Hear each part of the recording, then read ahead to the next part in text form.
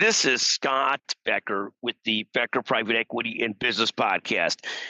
Today's discussion is a longer discussion that comes out of businesses, and we're going to call this Building Businesses Winners and Losers, or Winning and Losing, whatever you want to call it. But here's the background on this. I've had the good fortune of building two successful businesses. One, the fabulous healthcare media company, which became a really successful healthcare media company. The second, building this great healthcare legal practice. And these two things ended up being somewhat related in their own way. But ultimately, two really nice successes. The legal practice became one of the largest legal practices at $1 billion firm over a very long period of time. Now I've really ceded that baton to some of the junior people that are no longer junior people. They're fantastic partners that lead a lot of that practice. Similarly, the media company became a really successful healthcare media company and great success.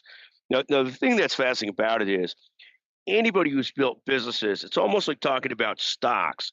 There are stocks that you have that are winners. Palantir Technologies is one of my winners, but you don't often hear about some of the stocks that you have that are losers. And one of my losers is something called Astera Labs. So when you build businesses, when you invest in stocks, whatever you do, you're going to have what I think of as winners and losers. In addition to sort of building these businesses, we also started a couple of other businesses, invested with venture capital funds like Andreessen Horowitz, and invested in several individual startup companies. We've also served on some boards of directors. And this is not so much telling you this because of credibility or to brag, but telling you it because it gives the backdrop to, my goodness, if you do this long enough, you get plenty of wins, plenty of losses. And I think both are very instructive because so many of the lessons that I've seen over the years come from the fact that I've learned from the investments that have turned to zero or the companies I've been involved with that have ended up fizzling out versus continuing to be really successful or struggle. And there are lessons in all of those things. And I'll sort of try and go through common lessons in business that we have sort of come towards and live through. I start with this concept that so much is about building great teams. And I'm a huge fan of the Jim Collins perspective that you literally can do almost anything you want if you build a great team. What I've seen in businesses is when I've built great teams and really invested the time to build great teams, whether at the law firm or at Becker's Healthcare, I've had great success. And the people that run those teams today that were part of the teams that I was building now are the leaders of those places. And if you take the time to really build teams, and it's a lot of work, you got to sort out a lot of people, that you could build the foundation for a great business.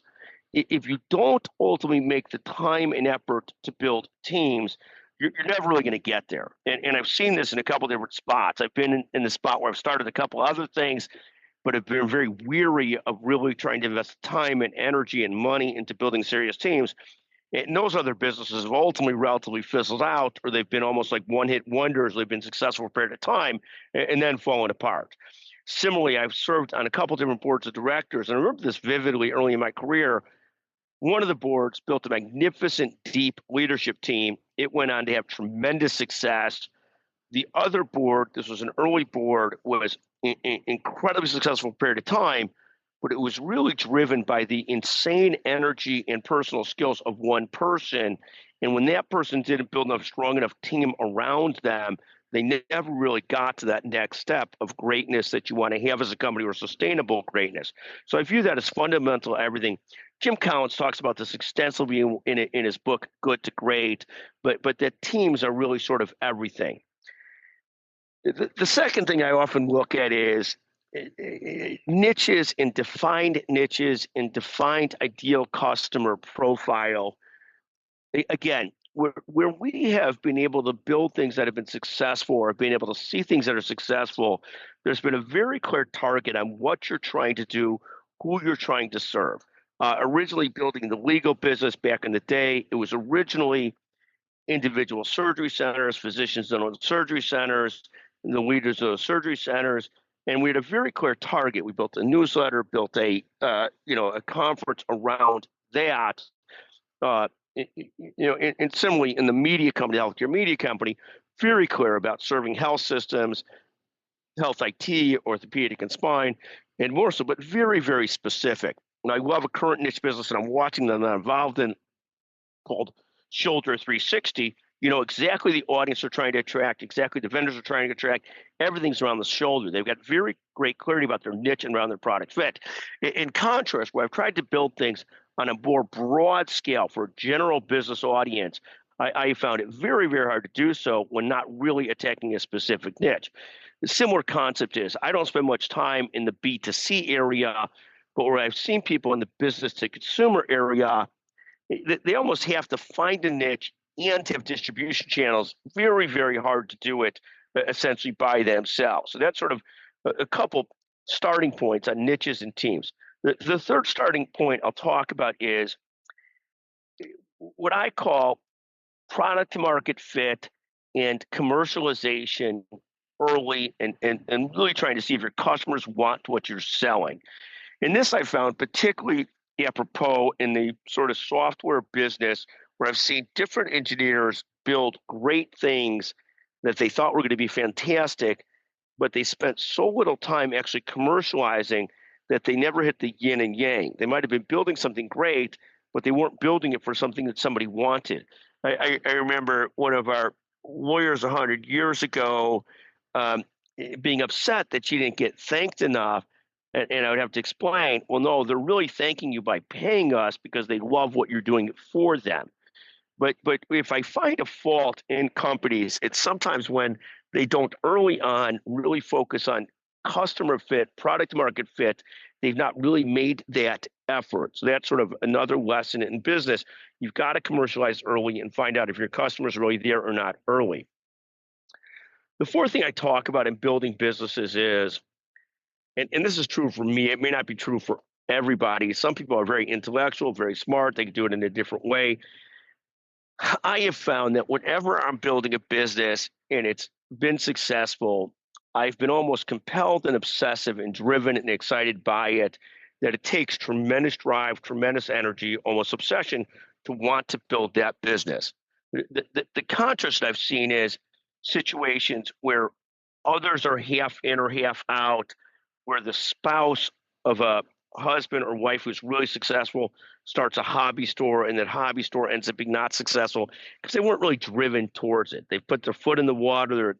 They've got something they can call their own, but they don't really want to do it. I remember a fantastic wrestling coach when I was younger who said, do you want to wrestle or do you want to be on the wrestling team? And the concept was, did you really want to compete? Were you really obsessed with competing, or did you just want to be a part of the team? And they're two very, very different things.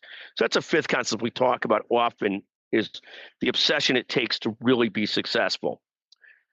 The fifth thing we discuss for whatever you're doing is business plans. And I basically break this down into three different types of business plan. There's essentially the no business plan. There's the 2 to 10 page business plan that has some clarity about what you're trying to do, who you're trying to serve, who you're trying to hire, what your costs are going to be, and so forth.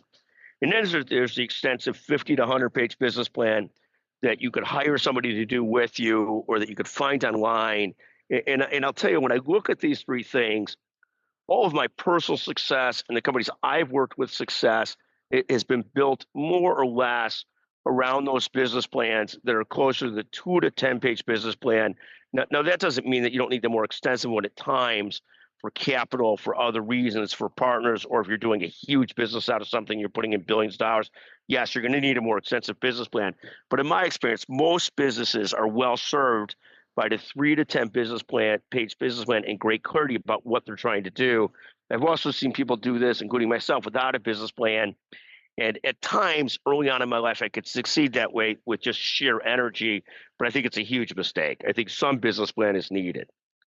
The sixth thing we talk about, and we see it on, online all the time, is this concept of, do you burn the boats? And burning the boats means that you're sort of giving up everything to put all your energy into the business. And this sounds like a great romantic idea, but from my perspective, it's largely a stupid idea. You got to be able to pay your bills. You probably have to be able to fund your business. In my own perspective, this concept, this romanticized concept that comes out of a Julius Caesar quote of burn the boats, is really a stupid, stupid concept, and we don't encourage it. We encourage you, keep the day job, keep the right businesses going, know what you're doing. And then when you're successful enough, you could end up stop straddling and really get really fully focused on what you're trying to do. The seventh concept we'll talk about today is we find the best businesses really know their own business really well. They know who their best customers are. They know where their best people are. They know where the revenues and their profits are coming from. They really know their own business really well. And that's really the starting point for almost everything. The eighth thing we talk about often is the 80-20 rule. You're going to put most of your time into your best people, your best customers. It's not a democracy. It's best people, best customers. And you're constantly going to go down to your best product lines, your best service lines, your most profit lines, and so forth and so on. The ninth concept we talk about is this concept of businesses are systems and people. It's technology and people. You need to have great people. I've seen people build businesses, huge businesses without great people. I'm not a believer in it. I think everything is much easier if you're hiring great, smart, driven, motivated people. There's also a tack on thought around this about there's always this comment of culture beats strategy for lunch. Again, I think this is one of the great myths of our time. From my perspective, it's culture plus strategy plus talent. It's not one or the other. You got to have both. It's really easy to say burn the bolt. It's really easy to say it's all about culture. And there's some truth to all of that stuff, but you also need talented people and driven people and motivated people and customers and all that kind of stuff. Hence, ideas. We always say about businesses, there's 5 funnels in a business. There's an idea, and then there's actually developing a profit, then there's developing revenues, then there's developing actual profits, and then there's actually scaling it. But ideas themselves are not the thing. It's the execution and the development that's the thing. But even with ideas, I'm a huge believer that it's much easier to find ideas for businesses when you are deeply involved in things than when you're in contrast, really just sort of abstractly whiteboarding. I find it's very hard to abstractly whiteboard, much easier to really find ideas, come up with ideas for business when you're deeply involved. So that's the concept on ideas and businesses, and so forth. The 11th thing I'll talk about really quickly is this concept of the solopreneur. The solopreneur is this social media construct of the person that can do it all themselves. And I have no doubt there are people that are creators on the internet and so forth that maybe could do it all themselves, but even there, they probably need to find help resourcing, selling, doing other kinds of things to find sponsors and all those kinds of things. In general, I'm not a believer in the solopreneur. I'm a believer in the building teams. They're not to be huge teams. They can be lean teams, but I'm much more focused on that than I am this concept of the solopreneur. I often talk about the myth of the solopreneur because I believe it's really hard to do anything by yourself. Finally, the 12th concept that we talk about all the time is, and we've talked on it a little bit earlier today, is ultimately you're going to constantly double down on what works. As you develop businesses, as you know what's working, what's not working, a lot of it is very simple. You double down on what's working, what's bringing in money, who your great people are, and so forth and so on. So those, again, building businesses, winners and losers. I've had a lot of both. Thank you for listening to the Becker Private Equity and Business Podcast. Thank you very, very much. Welcome to Paradise. With the Platinum Card, unlock over $1,500 back in value annually on select purchases across travel, entertainment, and dining. Now let's make our trip next level. Hottest restaurant? Booked with Resi. Unforgettable experiences? Event access? Endless vibes. Late hotel checkout? Yes, please. Platinum Card membership for a trip that's nothing less than iconic. Learn more at americanexpress.com/explore-platinum. Terms apply.